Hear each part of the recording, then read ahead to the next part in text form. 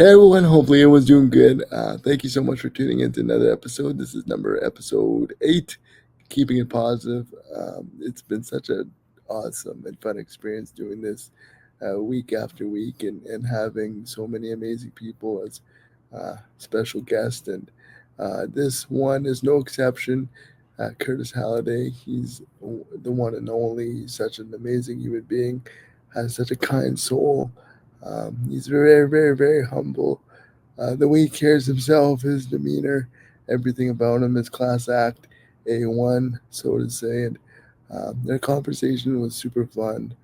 And this is what this podcast is all about, giving people a pedestal to share their amazing story and experiences and journey and process and all of that great thing. It's about promoting the good in people and really demonstrating the extraordinary of people. I think Curtis is a perfect guest for this. And we talked a little, for being so young, so he's lived so many different lives, from being a Paralympian to now being a videographer and telling stories in his own way. He's so talented. Whatever he does, whatever he touches, it turns into gold. I truly think that whether it is with sports, competing at the highest level, being a Paralympian in the rowing program, and getting a bronze medal, which is such an extraordinary feat, and turning his passion from starting motocross videos when he was a young kid to now the videos he does. You'll have to check him out on YouTube. His talent, his eye for perfection is truly remarkable, and he puts in the hours and the effort, and it really, really shows. He is the way he does videography.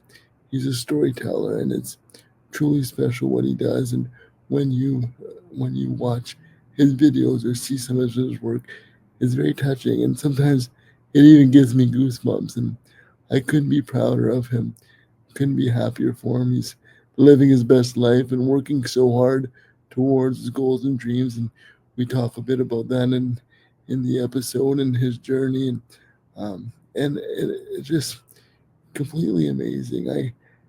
The reason why this episode was so special to me, I've known Curtis for such a long time. He's a few years younger than I am, but we got to meet each other in elementary school, and um, growing up the same area of Sudbury and Balcarron, we knew of each other. And as years go by, his parents and sister and the whole family come to the store, and getting to know them and throughout the years is such a privilege and one of the biggest honors. And they're such good people. The whole family is. They're good people to the core. And being able to talk with Curtis and catch up, and him being in British Columbia, and me being in Sudbury, obviously, being able to catch up, and it's a really heartwarming uh, feeling for me, and knowing that he's doing so amazing is something I can't ask for better, and I'm so proud of him, and like I said, I'm so happy for him, and this episode was another amazing one, and I really hope you guys all enjoy it. So without further ado, you'll get to listen to a really, really amazing human being, a really exceptional young man with so much talent and a heart of gold. So I hope, like I said, I hope you guys like it. I loved recording it, and I hope you guys love it as well. Well, Curtis, we are recording. It's perfect. Thank you so much for being episode number 8 on keeping it positive. And when I started this project, you were one of the first ones to kind of come in mind. And I know we've been friends for so long. I know you're a little bit younger than me, but we went to elementary school together. And it's so cool to see where you are now and your whole journey. You've been through a lot. And that's why I'm so excited to have you on. And this podcast is all about promoting good people, people that when you're around them, they make you feel good, and you're one of those people, and your story is so fascinating, and you're more of a fascinating guy. So I can't thank you enough for taking a little bit of time. Well, thanks, and thank you for having me on. I'm looking forward to it. It's gonna be awesome. What I thought of are the questions I kind of wanted to ask. I can go in so many different directions because you have such an interesting life so far, and it's only the beginning. But yeah, I guess just maybe a little bit of introduction about yourself and what you're doing now, and yeah, I don't know if that was on my end or yours, but we got a big ding there. Uh, it's just a text. okay. Yeah, well, currently working as a cinematographer, filmmaker, I guess is a broader term. Yeah. And as you broke it down, we went to school together, high school, same university. Or no, we didn't go to high school, but yeah, grew up in the same town and a small Right. enough town, so we were always kind of adjacent to each other and same friend groups, and we've been friends for a long time, as you mentioned. Mhm. And uh, yeah, I'd at one point had a change in my life and had an injury, and that brought me down a different path. And from that, I went to the Paralympics, and from there, that taught me a lot about courage and perseverance and all those good things, and took life through another path again. From an injury after that, I was unable to compete anymore, and yeah, that's when I started with the cinematography, Mhm. started in the film industry, and I took that, and I'm sticking with it, and it's probably the longest standing thing that I haven't gotten bored with yet. So That's pretty awesome. It's cool to see like where life brings you, right? And I think maybe we should start with that, right? Because when you started rowing, but before that you had a motocross accident, right? mhm.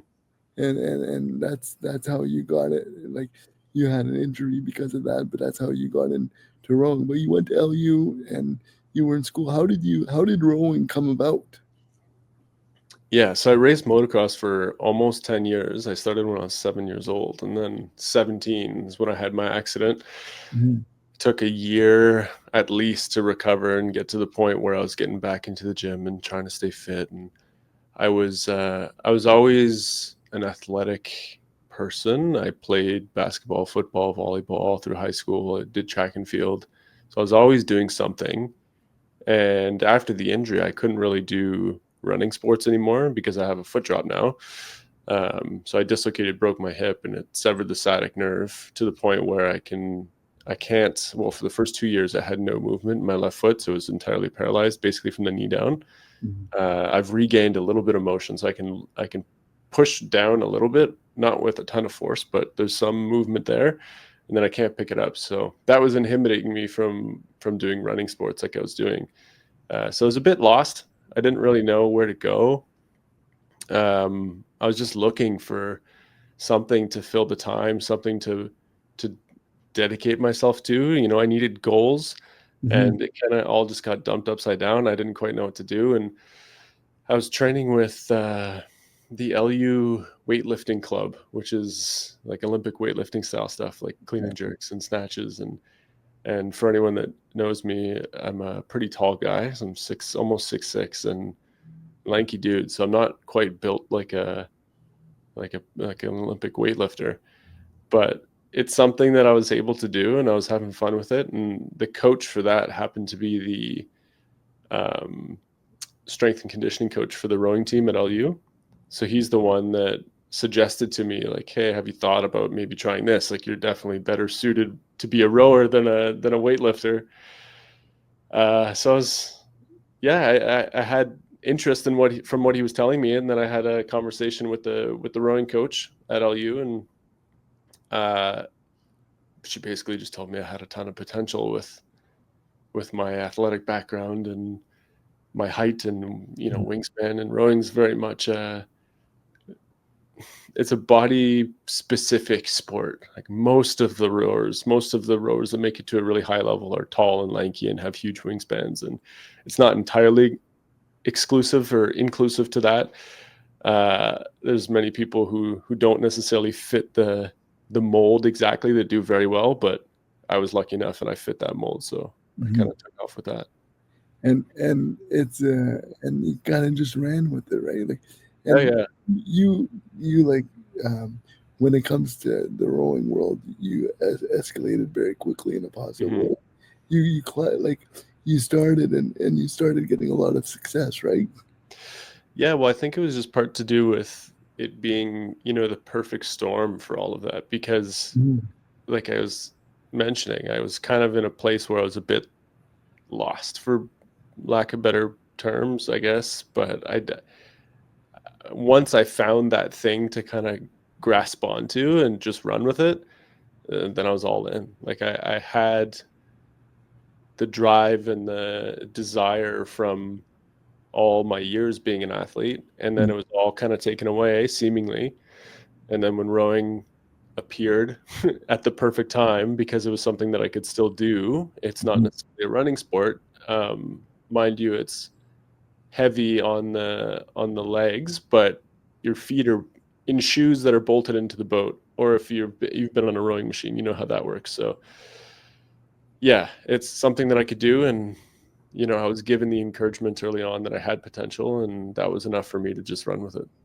So like it kind of gave your juices back, so to say, right? Like you Definitely. said, it was taken from you and then gained, but at the perfect time because sometimes things happen we don't know why, and then things pop up, and it comes to you at the right time. And maybe if rowing wasn't presented to you a year before, for example, you might not have been ready for it, right?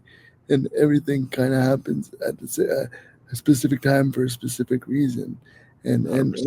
and you being able to having your sports background and being able to go with it, right, and compete at a high level. And how does it work to get to like the Paralympic level? Yeah, well, just like any high level sport, there's layers to even getting to a position where you'd be considered for that. Mhm. So, in rowing specifically, you have, high school level where they have high school programs, they kind of throw you in an eight. You might row, a local regatta or like a high school regatta in your city. And then there's a club level. So those who want to do a little bit more will join a club. They'll row during the summer times. You have regattas all throughout the year, depending on where you live, that you can compete in. Um, and then, you have varsity at the universities. And then if you're going fast enough, you start to get noticed. You start to get, invited to these regattas, regatta just being a race for boats. Yeah. Um, which is in Canada, it's called NRCs, which is the national championships, and that's anyone can enter it, but that's the race where all the decisions are basically made to who gets funding and who doesn't to join the national team, and who like people who get invites out to the national training center. So anyone can join. There's I don't know the numbers on exactly how many people typically race, but um, yeah, there's standards set out. So you have to place within 95% of the fastest person there, or it might be within 95% of the world record time, and then within the first two finals, so A and B final. It changes a little bit from year to year, but there's parameters set that way, and if you hit those marks, then you get noticed, and conversations start to happen, and invites can start to come your way to start training out at the National Training Center. Mhm. Then it kind of just goes from there, and then from that point, then there's more layers. So to make a World Cup or a World Championship team, you have a group of athletes who are training at the or at the National Training Center, and then everyone seat races for their position in the boat to go to these events every time. Okay. So you'll have a dozen people trying out for an eight or a four, and then they'll race. We'll do seat racing, which is a series of races where we go through all the combinations of athletes in the boat, and then the fastest combination is the one that gets sent to these races. Well, that's a cool way to do it. Hmm. So there is a lot of layers to it, a lot of racing and trial and error, and When you go to the national center to compete for these spots, how long are you there for? At the National Training Center, Yeah. I moved out there. So the first year, um, or the first 2 years, I guess, I was there from January to September. So I'd come back and I would do first semester at LU, and I would row during the university season and train in Sudbury. But because Sudbury freezes over in the winter, I would go out to the National Training Center from January to September. So I'd be there, half the winter and all throughout the summer. And then for the entirety of the year before the games in Rio, I was there for the whole year. So I stayed there for the whole year. That's awesome. Would you do school online or? Yeah, I was doing a couple courses online and trying my best to keep up to date and stay in touch with the school sort of thing. But it definitely took me longer than most to finish my degree. But I did what I could. That's okay. Good things take time, right? And I think it's so hard to be able to juggle a professional sport and school and everything, and your schedule is so demanding, right? It's about like time management, and it definitely gets overwhelming. It can, especially when you're trying to go full bore at, three different things at the same time. You got to definitely pump the brakes here and there, but But we got through it. So it all worked out, right? Which is amazing. And it how did. was your so you're training at the national camp, and when did you find out you were going to the Rio? I don't remember exactly, to be honest with you, but that was always the goal. So I kind of just treated it as if that was the case the whole time, right? And I was just training as hard as all I could control was how hard I trained. Mm-hmm. So that's all I was focusing on the whole time. Was just train as hard as I could, put the miles in, do everything that I could do within my control, and the rest will figure itself out. It was sometime within that year leading up to the games that we actually got the guaranteed confirmation that yes, this is the team that's going. But I don't remember the exact date or the moment, to be completely honest with you. But yeah, just controlling everything that I could do and assuming that that was going to be the outcome if I put in the work. Mm, and that's like one of my favorite quotes, right? Is you can only control what you can control, and what we all try to do on a day-to-day basis, right? There's so many things that we can't control, but there's so many things that we can. And your example is like you're train as hard as you can. When you think about it, like there's so many kids and people that their dream is to make it to the Olympics, or they have huge goals and aspirations to do something specific. And when you think about your dream or your goal to go to the Olympics, like it must have been the coolest feeling to know that you get that phone call or that coach saying that you are going. That must have been a very surreal moment, right?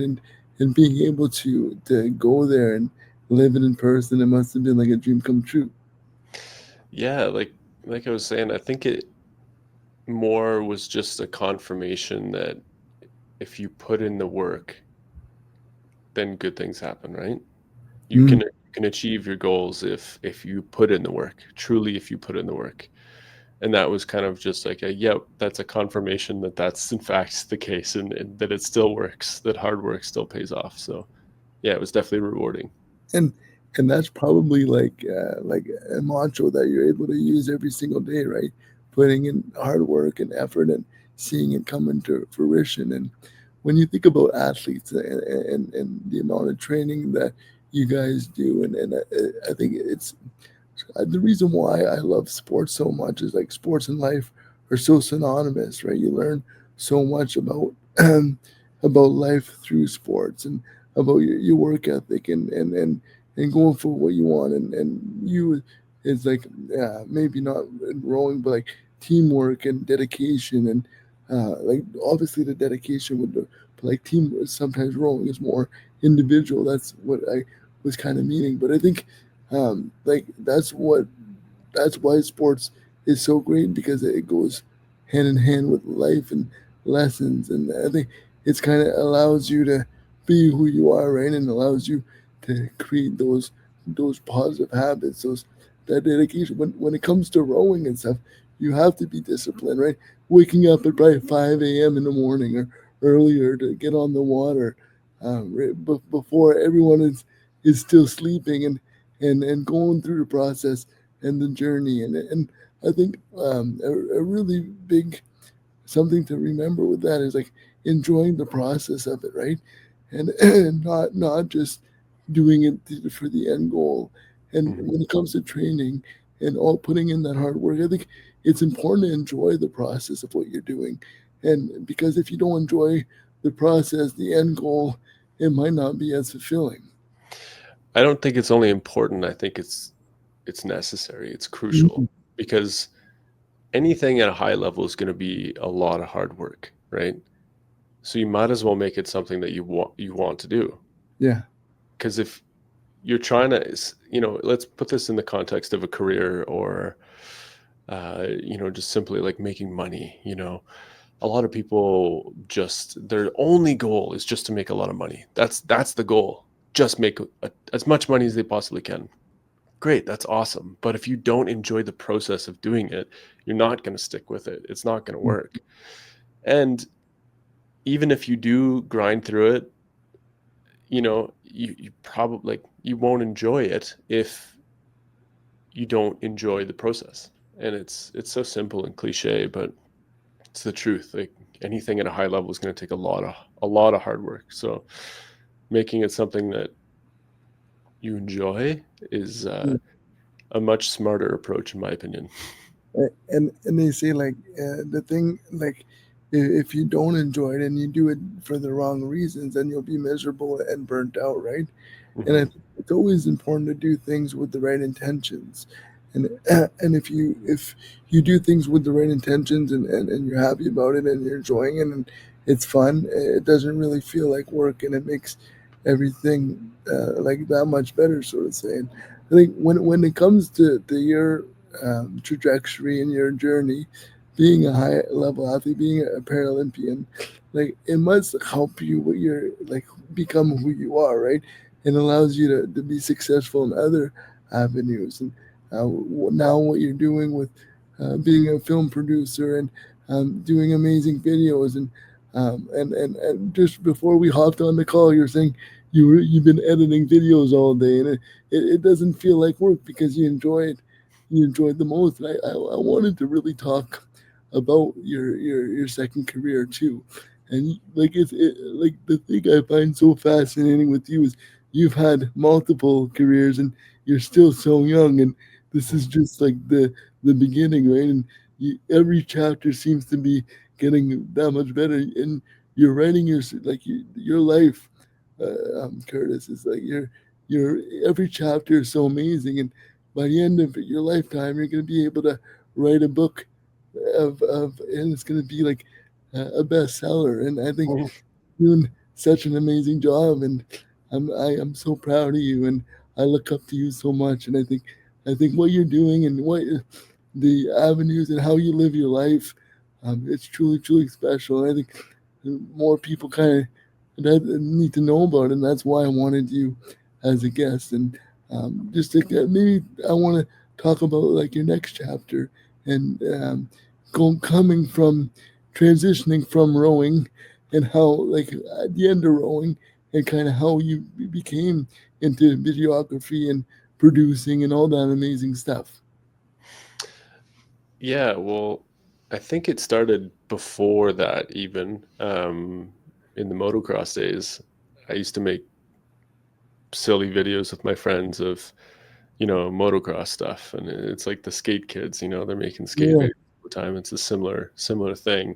with Cole. And that's kind of where it started. And you start having fun with, like, oh, this angle looks cool, and this shot looks cool, and then you start watching videos and getting inspiration from them, and you're like, oh, I want to recreate that, and let's do this. And that's kind of where the spark started.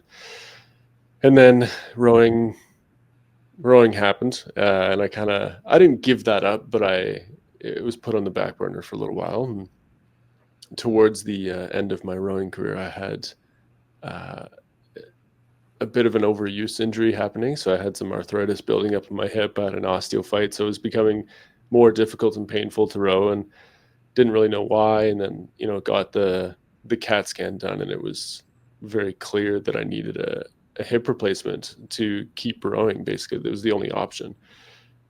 So at that point, I was still funded, um, and I was just kind of out at the training center, and I couldn't really train. And I was kind of just teetering for a little while on the decision of whether I should continue, I should not continue, I should get the hip replacement and come back and keep racing. So in that kind of moment of uncertainty is when I picked the camera back up. I had a camera at the time, and I was just using it to kind of take my mind off things, and I was just filling the void with making videos again.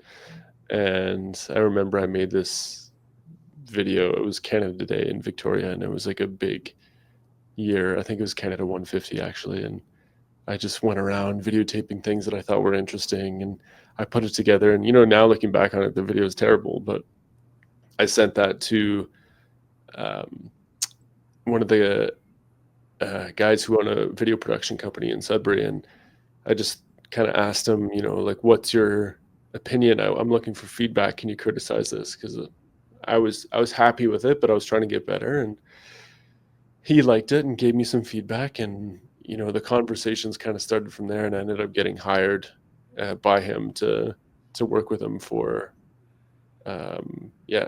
to help him out with the projects that he was doing. So that's kind of how and where it started.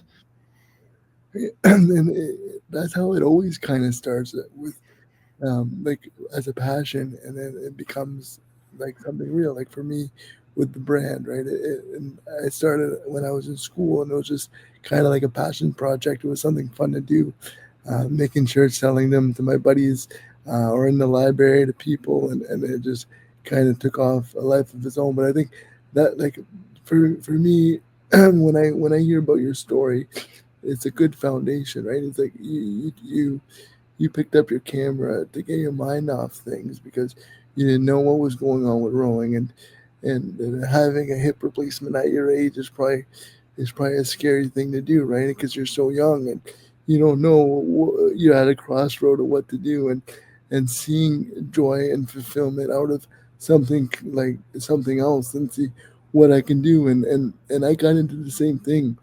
I was in your position too when I started the brand, and I didn't know what I was kind of doing. I emailed a bunch of clothing lines asking for help, and one was gracious enough to email me back and gave me some pointers and helped me out for the early years of the brand, and I'm forever grateful for that. And giving me pointers on what to do, what not to do, and I also I learned from them and learned from what to do good and what not to do, kind of thing too. And it's a learning experience in itself. And I think you need those kind of mentors and those people. And for me, I kind of laughed when you said like the first video. Looking back on it, it was terrible, but I think that's how you have to start, right? And Mm-hmm. now look at you. Now look what all the amazing things you're doing. And I think when I think about how I started in my first website, for example, it was brutal, or like different things, how I approach things now, business wise, totally different than when I first started. But that's how you learn. That's how you grow. You learn by doing, and you learn what not to do and what to do, right? And hearing your Well, story, how you like you don't know if you don't start, right? yeah, And and some also, the fear of embarrassment, or the fear of messing up or doing something wrong or poorly, or just, you know, not to the standard that you want it to be immediately, is what stops a lot of people, right? mm, And like you said, like, you got to go through those awkward phases of growth. yeah.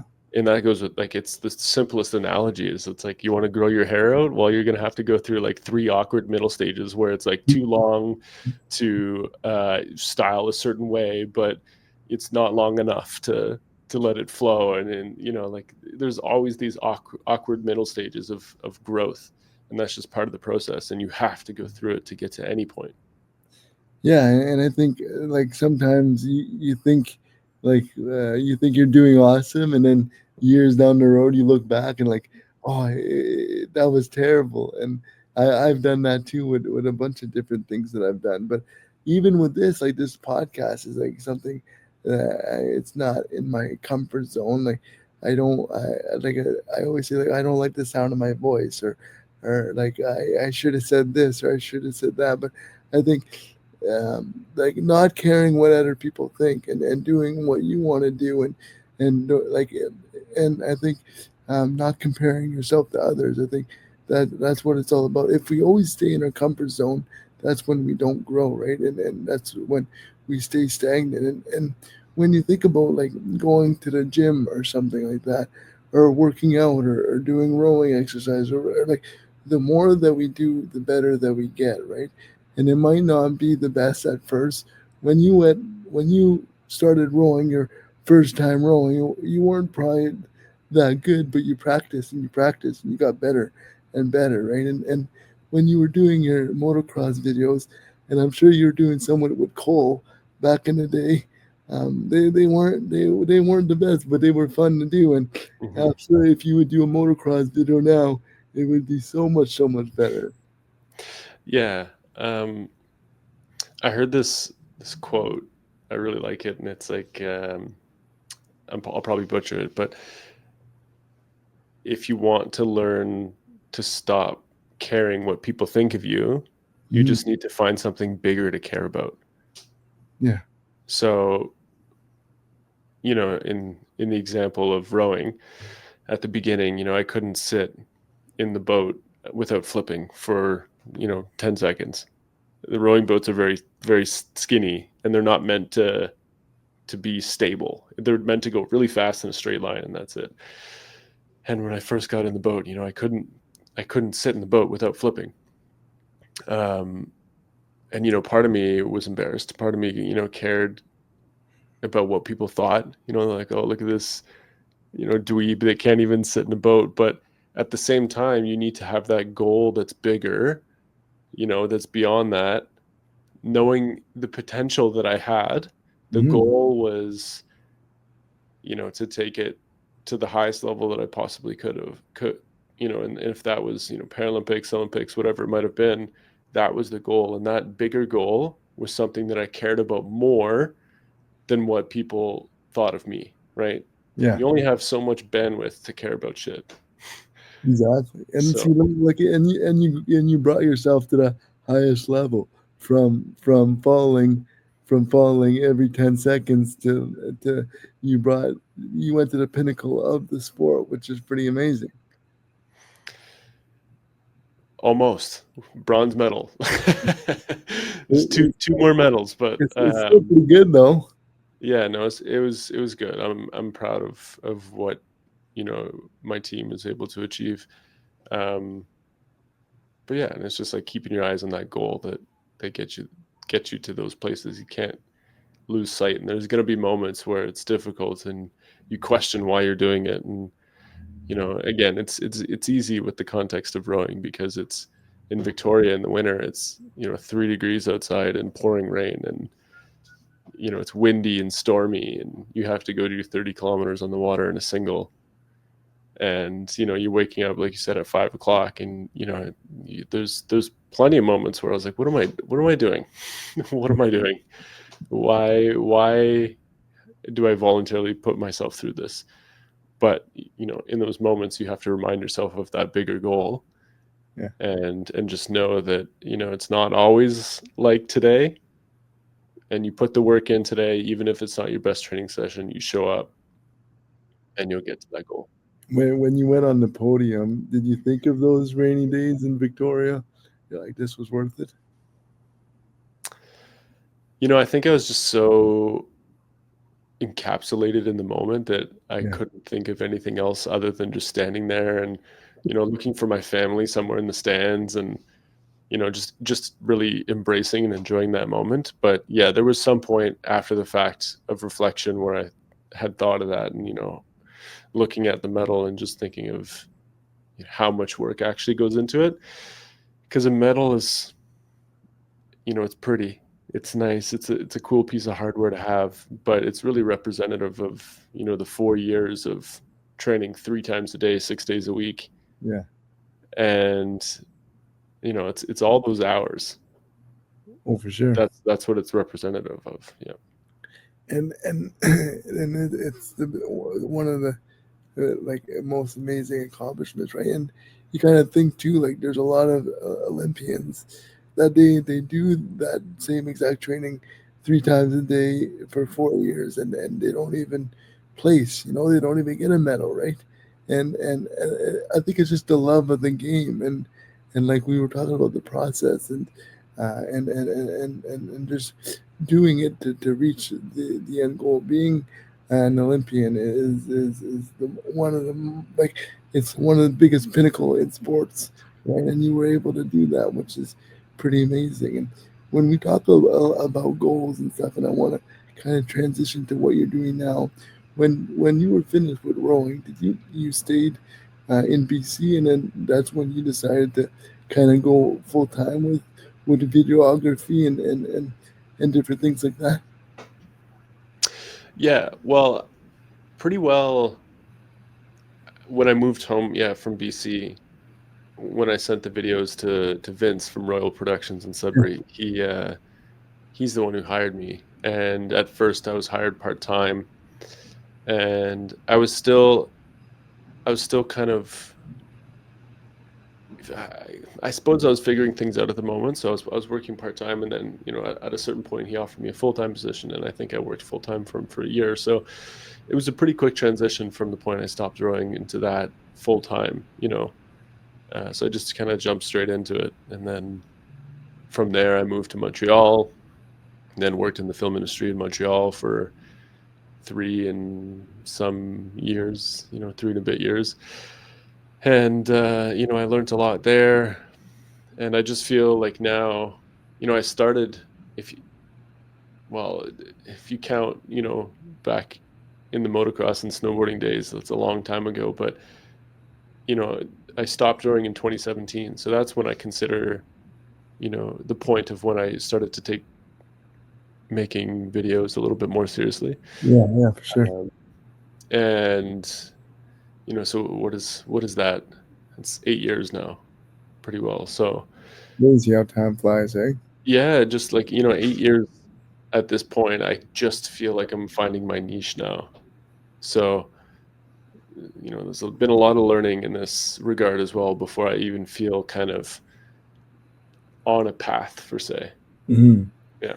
I kind of feel like the same way. Like even this morning, one of my bus drivers that was bringing me to work, he asked me, he's like, "How long you been doing this?" I'm like, "Oh, I don't know." Like you just mentioned, like I don't really know when to say, because the first couple of years it was just like a hobby and it wasn't really a business.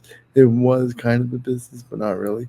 And then he's like, "Did you think it's gonna get as big as it is?" And I'm like, in my head, I'm like, "It's not even that big." And then I always say, like, I still feel like it's the beginning, right?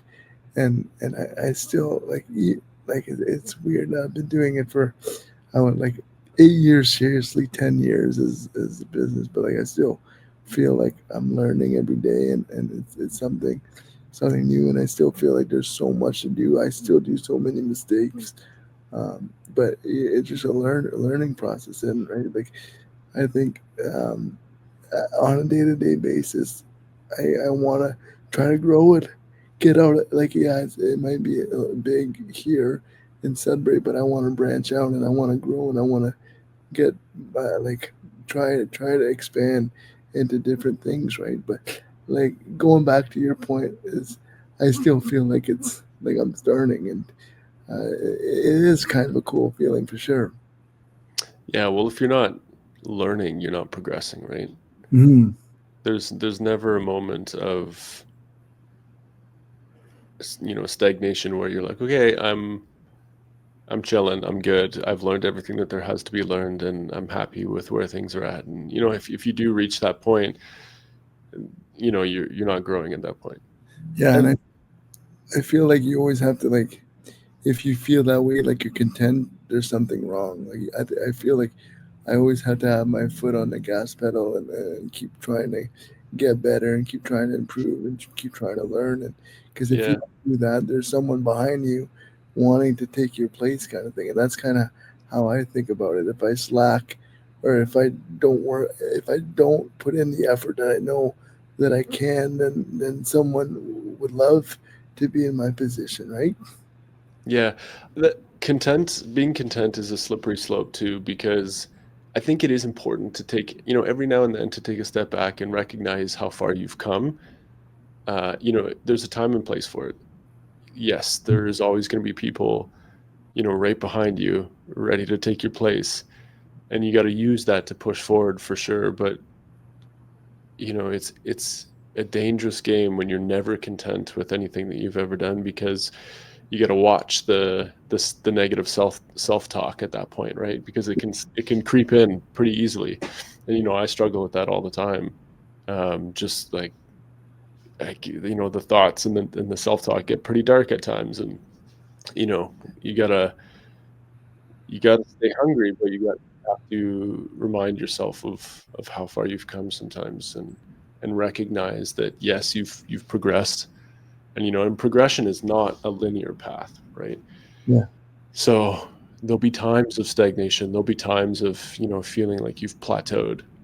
And with some life experience that I've gained so far, I turned 30 this year, so I feel like an old man now, but uh, I got a couple years on you. yeah. So you learn to recognize those moments, and you know accept them a little bit more, at least.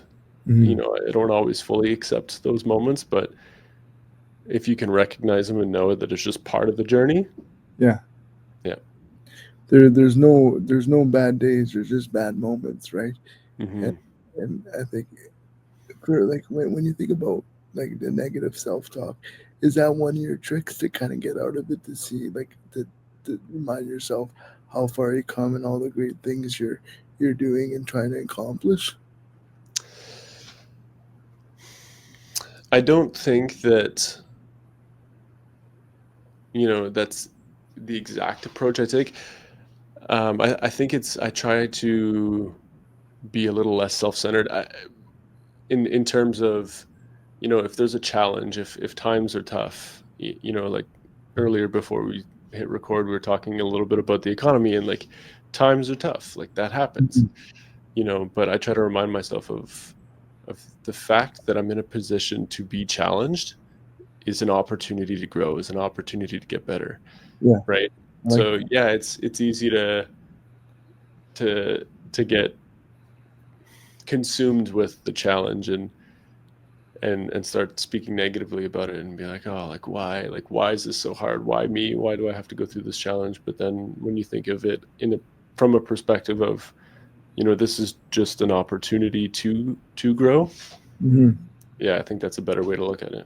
I like that. That's a really good perspective, right? And they say like pressure is a privilege, and if you have pressure, like you do something and utilize it as an opportunity, right? And saying when you were saying like instead of saying why me, say why not me. It's given to me because I Hmm. can handle it, right? And Hmm. going back to your injury, like you probably when that happened, it's like why me? But you turn that negative experience into something so positive, and it's an experience that kind of shaped you who you are, right? And a lot of people in your situation at your age would have probably gave up, but you did the total opposite. You took this opportunity, you found rowing, and you made the most out of it. You utilized the opportunity, and there's this quote. It says, "Take advantage of the opportunity within the lifetime."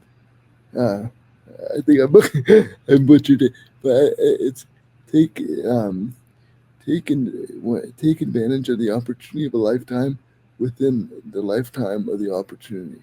And Hmm. I think that's what it's all about, trying to take advantage of all the opportunities no matter what.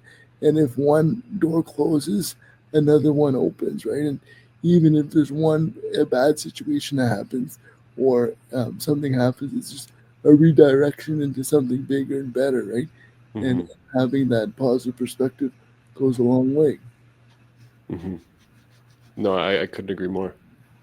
And when I think about when I think about that with me is when living with a disability, like I could mope around all the time and say why me. For me, I think about it as like even I have physical limitations. It doesn't stop me from doing what I want to do, right? And you're in the same boat. Like you probably deal with pain on a day to day basis, and instead of saying like, "Oh, why is this happening to me?"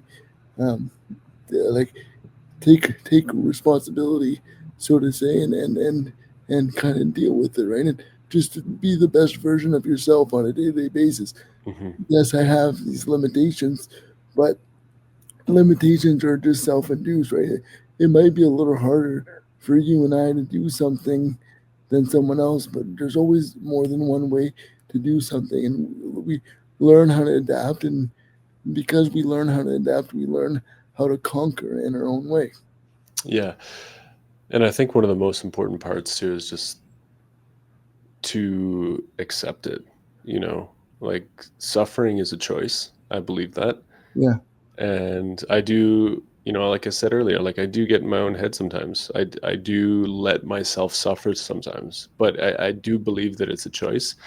And sure, I've got a foot drop, um, but if I've accepted that, and hmm, that's just it. Like it is what it is, yeah. It's and all you first. got to move. You got to move past it. Like there's no, there's looking back at all the things that we already talked about. Like control what you can, forget the rest. Yeah, I can't magically heal my foot. Therefore, these are the parameters that I can operate my life within. It is what it is. Move forward. and you're killing it, which is awesome. It's I love that. blunt sometimes. A lot of people I've had this conversation they feel like you know some people. This accident was in 2012, so it's been a while.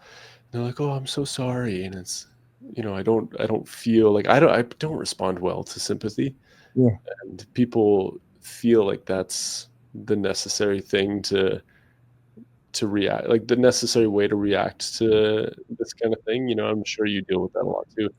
oh But yeah, every day. yeah, it's like it's a funny thing. Like I find it very strange because it just is what it is. Like, Yeah, yeah, great. I crashed a motorcycle. I assumed all the risk of this could happen. And when you were talking earlier and you mentioned, a lot of people in my situation could have just moped around and let it get the best of them. And I think my accident was pretty bad. And no, none, even the doctors don't really understand how I didn't come out with more of an injury. So I think in the beginning, like 5 years, even, I think I was just thankful that I wasn't, worse off.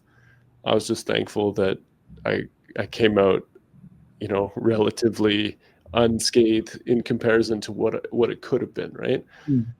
So, And I think that that's such a that's the best way to look at it. Like, and I'm similar in some ways too. Like I always say, like I'm so grateful to be the way I am because I can be a lot worse than what I am, right? And people think like they hear me say that and they look at me funny, but like mhm, it's all about your perspective. perspective is key for sure. If you have a positive perspective, your performance will follow, right? And how I look at myself is I think it's key, right? And being able to live a life of gratitude instead of being negative and being grateful for what we have and who we Mhm, have in our lives. And I think it's super important. I wouldn't be where I am without the people in my life and like you as well. And I know you talked to when you were on the podium. You were looking for your family and your parents and your sister and I think those people like I know your family because they come to the store and I've been able to know them through the years and they're a large part of who you are, but they're such genuine good people too, and I think that's where you get it from. Like you're the way you are, the uplifting person that you are, the never give up attitude. And I think that's like the people that you surround yourself with. They always say you are the person in which you surround yourself with the most like-minded people, right? And I think your environment too. And I wanted to kind of talk a little bit about that, your influences with people, like your family and the people that has allowed you to be who you are, like um, and some of your role models, and maybe not only family oriented, but people that has allowed you mentors kind of along the way too. Yeah. Well, I think I kind of hit the jackpot with family. Yeah, I have incredibly supportive parents. My sister's awesome. yeah, she's the Yeah, best. like, pardon me? She's the best. Yeah, she is. And growing up, you know, my dad was, he was the guy that said, like, can't isn't in your vocabulary. Yeah. Even from a super young age, he instilled that mentality. And my mom was always super supportive, and anything that I wanted to do, it wasn't a matter of like you can and can't do stuff. It's just like whatever you do it to the best of your ability. So yeah, I was very fortunate at a young age with the upbringing that I had. And even in motocross, like that's every weekend of every summer for 10 years. So my parents supported me throughout that whole thing. And equally, like my mom didn't love coming to watch the races because she's a bit nervous about it. She didn't want to see me get hurt. Like what any mom would do, right? Pardon me? Any mom would be like that, I think. Exactly. Any parent. Yeah, so she wasn't always at the races, but she was behind the scenes all obviously the whole time and Yeah. supported me throughout all of it. And my dad was the one driving me to all the races and helping me work on my bikes and making sure they're maintained. And so incredibly supportive. And then with rowing, I got you know lucky with the coach that I had in university, Amanda, Mhm. who She's awesome. yeah, she's an intense person, but Intimidating for sure. can be. She definitely can be. But you know, she's the type of coach where if you put in the work, she'll put in the work with you. Mhm. Yeah. If you show that this is something that you want and you're going to work for it, she'll support you to, no limit as long as you're working hard. So I lucked out there as well because she goes to bat for her athletes. Definitely, she pushes for her athletes to get spots on teams and puts them in positions to where they can prove that. So again, got lucky there for sure. Uh, and I think that's what a good coach does, right? Like they want to see their athletes succeed, and when they see their athletes, like you, for example, putting in so much time and effort, not only you but all the athletes at Laurentian, and having that mutual feeling reciprocated, right? It's like a great partnership, and when you win, she wins too, and vice versa, which is pretty awesome. Hmm. But and when I was thinking of this interview too, and I was telling you a little bit before we hit record, watching some of your videos, because when I'm subscribed to your channel, so all your videos pop up, and I watch them, and I'm always amazed by your talent, and even some of the first videos that you made. I know the one that you made for me is still on my website that I still use, and I still think it's the best thing ever. And you're so talented in so many ways, but a lot of your videos that I watch and that are on your YouTube they're more like storytelling, and they tell a bigger picture, right? That's the goal. It's not just a video. There's a hidden message behind it. It's more profound.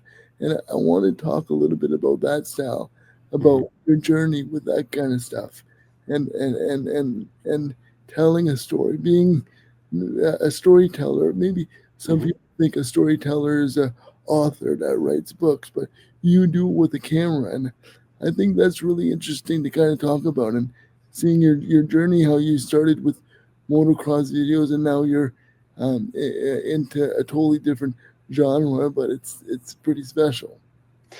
Yeah, I think, it has to do partly with the era that you and I grew up in, right? I spent a lot of time on YouTube watching motocross and snowboarding and rowing and, motivational videos of speakers, I'm trying to remember of like the things I used to watch, but that's where I drew my inspiration from, whether it be for creating more videos, documentaries, or if it was, drawing inspiration to keep going and pushing as hard as I can with the athlete stuff. That's just where I drew my inspiration. And I think that was just why it was such a seamless, this is the medium that I'm going to use to tell stories with. Um, so yeah, and I think the storytelling thing is just so deeply rooted in humanity. Humans have always told stories. And I think it's just a way that we communicate, and it's a way that we tap into, communication at an emotional level. And, when people remember things, they remember the story behind it, right? They don't always remember, the one stat or the one thing, or, they often remember, or they'll remember that stat because of the story. Or, we can think of your brand, for example. It's largely a personal brand. Like, you're growing it beyond yourself. It's becoming bigger than just you. But especially in the beginning days, like, people came to the brand because your story, right? So I think story is just, it's rooted in everything from, growing up when your mom reads you a bedtime story to sales, right? Yeah. To make a sale, you have to tell a story. Um, and I think there's really no better way to make meaningful change, and it's the classic millennial conundrum of wanting to work in a career, wanting to be in a career that has positive change, that we want to make a difference in the world, right? We don't just want to clock in, clock out, and, take your paycheck and spend the weekends drinking with your buddies. I mean, that's fine for some people, but a lot of us want to chase bigger change and bigger initiatives. And I think telling stories is a great way to go about that. Yeah, and I think like the really important thing about stories is it's not it is a story, but it's how you make and how it makes you feel, right?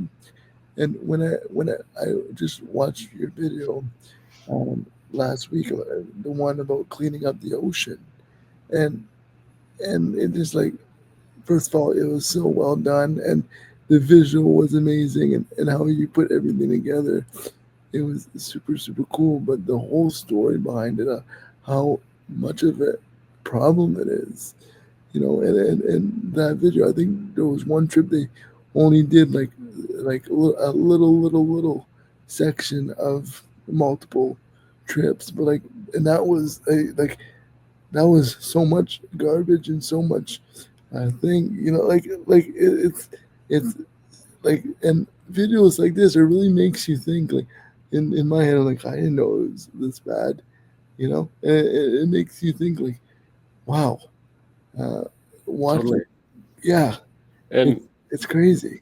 yeah, and well, this is kind of where I'm coming from with creating change, right? And, I find things that I care about, and I try to stay as to the best of my ability. I stay in that lane of telling stories of things that I care about. Mhm. And, it's a good friend of mine that owns a not-for-profit that does this cleanup work. And, just with speaking to him, learning about the problem and how passionate he is about it. And he, kind of instilled that passion into me after I had learned, the size of the problem and what kind of things it's causing. And that the craziest part to me is that it's a solvable problem. Yeah. Um, and this feels like a way to do my part. I'm not a licensed commercial scuba diver, so I can't physically be underwater cleaning up the mess, but I can do my part in telling the story and help it reach a wider audience, Mhm. which the goal is that people will watch that and want to donate to the initiative, right? Because they're not for profit. They run almost entirely on donation. Yeah, So if that was able to bring in, more money so they can do more cleaning up, that had a positive impact, right? that's And that short documentary alone brought in a six-figure private donation, which basically funded their next cleanup mission. So right there, it was all worth it. that's amazing. Hmm. And it's funny that you say that because as I was watching it when it was done, I was like, I want to watch more. But I was like, maybe Kern and I can do like a T-shirt or something and raise money, and portion of the proceeds would go to that. And I wanted to talk to you about that, maybe definitely afterwards. But I think that would be such a cool initiative. I've never done like an environmental. I've partnered up with a bunch of different charities, but nothing like this. And when I seen that video, obviously I love you, but I think this would be such a cool thing that maybe we could Hmm. put something together, and I think that would be so much fun. I think that'd be awesome. Yeah, we should definitely talk about that. Yeah. Okay. Sweet. Yeah, we'll get my buddy Burton on the call too, and he'll be happy to chat about that too, I'm Yeah. sure. Yeah. Awesome. I Yeah. would love to do that. I think it's um, like it's something that's well needed, right? Like the world is such a busy place, and technology is crazy, and pollution is like the life gets so busy, and for some reason it gets more and more and more polluted, and there's so many issues, right? And I think if we could do a small part, and doing some fundraising initiatives and helping in a positive way, I think we should definitely try and do it. Yeah. Yeah, no, I agree. I mean, there's a lot of problems. There's a lot of good things. There's a lot of positive things to focus on too, but Mm-hmm. uh, there's a ton of things that people can donate to that can donate their time, their energy, Oh, for anything, right? There's a ton of problems out there, and it's just a matter of picking what's most important to you, I think, and making a change. And even more importantly, I think it's good to stay within your community and make change within your community first. yeah. Um, and this is in my backyard. This is I live on the ocean here in Vancouver, and this is a cleanup that they're doing from the coast of from Vancouver to Alaska. They can operate throughout all of that, and it's right there. So it feels pretty close to home, and that's why I got on board with it. But there's a ton of things out there, and I also don't want to focus all my storytelling around problems, right? Like there is an element to a problem being a good foundation for a story because it creates desire and something that someone is working towards. But there's lots of good positive stories to tell too, and not that that was a negative one, but there's all sorts of stories to tell, and that was definitely a tremendous one to start with in this short documentary world, and it was a ton of fun, and it was a really feel good. After we shot it, it was the feeling that persisted after shooting that one lasted a really long time and felt really good. And it must have felt really good hearing like that donation, that anonymous donation, come in, and not only that one, but probably multiple other ones too. Yeah, definitely, and that's when the marketing comes into play, and as long as we can get those documentary films in front of as many people as possible, someone might watch that and be like, oh, I didn't know that. Here's $5. Yeah. And everything adds up, right? And that's like me when I didn't really, I knew there was pollution in the ocean and stuff, like everyone kind of, but I didn't know the extent. And it's like you, like in that video there was so much that they were taking out, but that's not like minuscule, which is Mhm. crazy.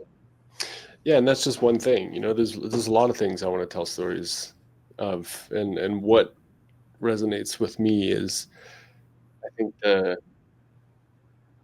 overarching theme is just outdoors and conservation.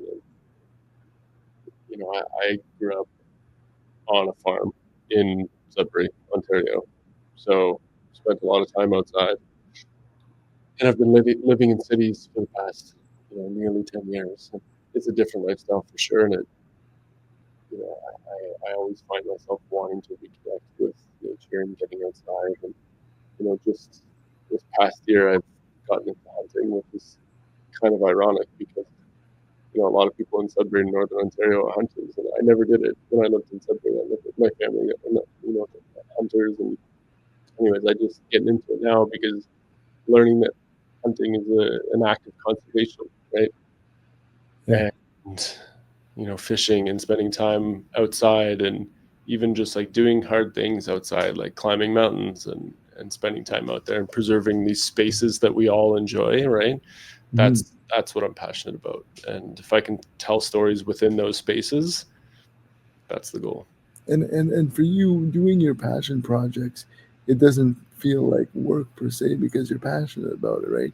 And you're able to film and then edit all the film and make it the way you want it and tell the story how you want it to be told, which is pretty special. And being able to do this for a living and following your passions and I think that's kind of what makes you right to be able to have a positive impact not only on the environment but the people around you, the people that you help stories with, and having a positive impact for them too. And I think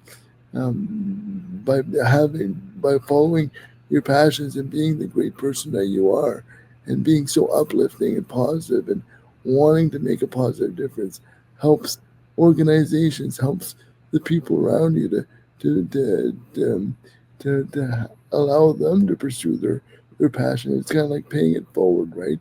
And I think that's so special and I think what you're doing, the impact that you have such a more of a large impact than you think because the person that you are, being who you are, you truly make the world such a better place. And I want you to keep doing it and keep doing the great work that you're doing. And like I said, I'm always rooting for you. And every video that you post, I'm always watching it. And I think that's kind of for me when I think about legacy, and I try to talk about this on every podcast is your legacy for me with your passion projects, impacting the world, but impacting the people that you help as well, and not only in your work by by being who you are as a person. Everyone that you meet, since I've known you in elementary school, you were a little more chubbier then. Oh You yeah, you oh slipped yeah, out that's quite a a fat kid. bit, but you've always been the same person. You have a heart of platinum gold. You're always there to help people, and it really shows with your talent, but also in your work. And then there needs to be more Curtis Hallidays in this world, I think. And I think when I think about you and your legacy and everything you're doing, telling stories, but it's not about telling the stories, how you're making people feel. And I think you truly make people feel really good. So I Well, want you to keep it up.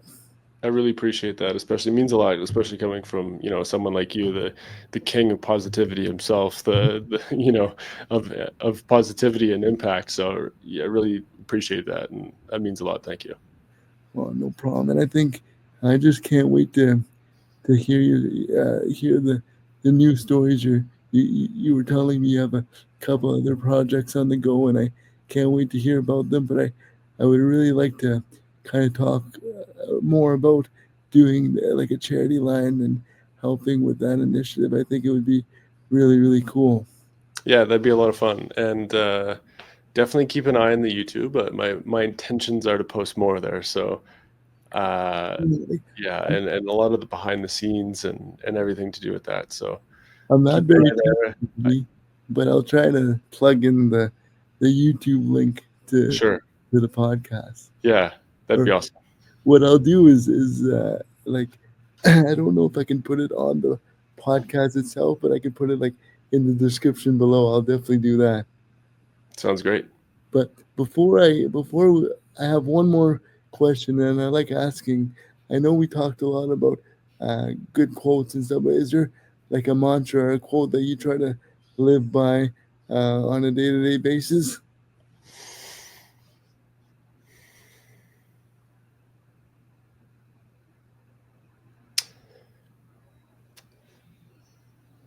I don't have a direct quote, but you know, if I could sum up a few things that I think are really important to live by is to stop caring what other people think, do more of what you want to do, and do it so much that it wouldn't make any sense to be unsuccessful at it. I love it. I think that's great advice, and you're just doing that. You're doing exactly that, and I think like the world is at your fingertips. You just gotta keep up and keep grabbing it, and you do that in every stage of your life. Whatever you're the prime example, Curtis, of when you put your mind to something, you can achieve anything. When it comes to school, when it comes to rowing, when it comes to filmmaking, and like we mentioned, it's this is just the beginning, and the impact that you have on the people around you is truly amazing. But the impact that you have when people listen to your storytelling is also truly amazing, and an impact that's going to last a lifetime. And like I said before, the world needs more people like you, and I'm grateful to have someone like you in my life. And I appreciate you taking the time and for this awesome podcast.